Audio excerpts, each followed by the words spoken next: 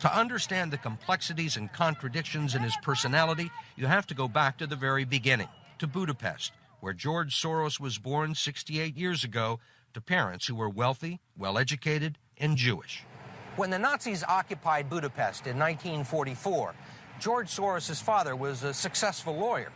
He lived on an island in the Danube and liked to commute to work in a rowboat. But knowing there were problems ahead for the Jews, he decided to split his family up. He bought them forged papers, and he bribed a government official to take 14-year-old George Soros in and swear that he was his Christian godson. But survival carried a heavy price tag. While hundreds of thousands of Hungarian Jews were being shipped off to the death camps, George Soros accompanied his phony godfather on his appointed rounds, confiscating property from the Jews. These are pictures from 1944 of what happened to George Soros' friends and neighbors.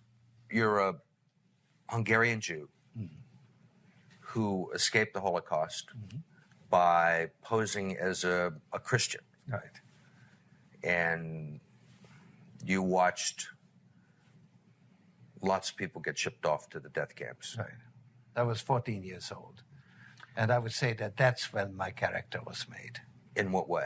That one should think ahead, one should understand and anticipate events, and one is threatened. It was a tremendous threat of evil. I mean, it was a very personal experience of evil. My understanding is that you went out with this protector of yours who swore that you were his adopted godson. Yes, yes.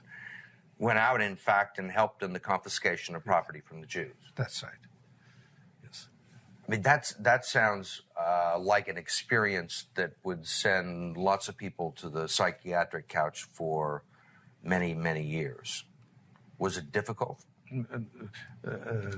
Not at all. Not at all. Maybe as a child you don't see the connection,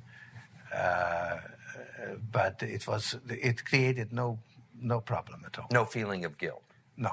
For example, that I'm Jewish, and here I am watching these people go. I could just as easily be there. I should be there. None of that. Well, of course, I could be on the other side, or I could be the one from whom the thing is being taken away.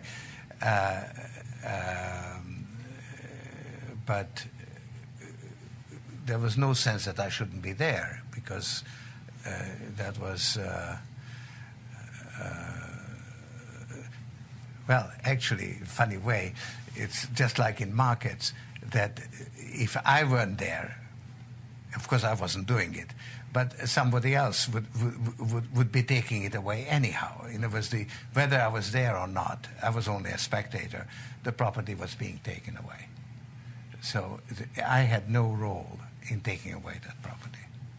So I had no sense of guilt. Are you religious? No. Do you believe in God? No.